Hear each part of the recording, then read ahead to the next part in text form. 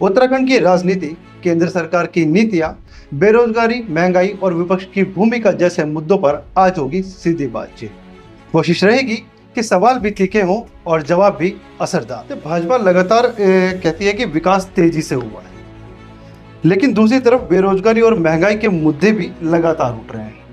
तो क्या कांग्रेस इन मुद्दों को जनता तक सही तरीके से पहुंचाने में विफल रही है? देखिए, दो आपके प्रश्न के दो भाग हैं। सबसे पहला तो विकास की ही बात कर लें।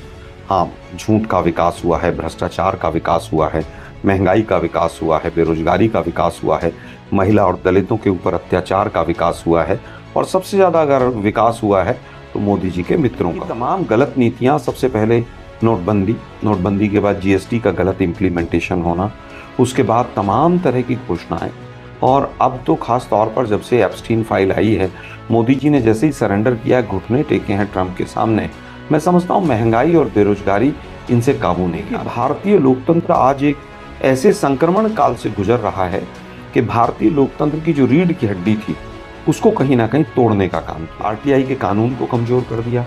बेरोजगारी कितनी है कितनी नहीं है पता ही नहीं है। बेस ईयर हमेशा चेंज करते रहते हैं। महंगाई का कैलकुलेशन का, जीडीपी के कैलकुलेशन का बेस ईयर पहले 2012 था, उसको फिर 18 किया, अब 22 कर दिया। मीडिया एक बहुत बड़ा माध्यम था, खासतौर पर जो मेन स्ट्रीम मीडिया था।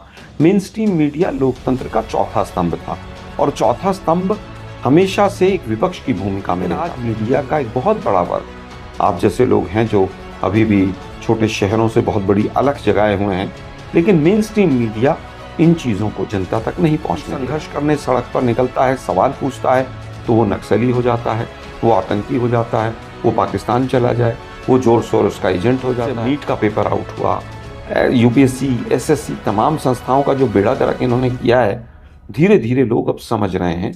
हाँ, कहीं ना कहीं हमारी कमी भी रही होगी, मैं उसको भी डिनाई नहीं करता।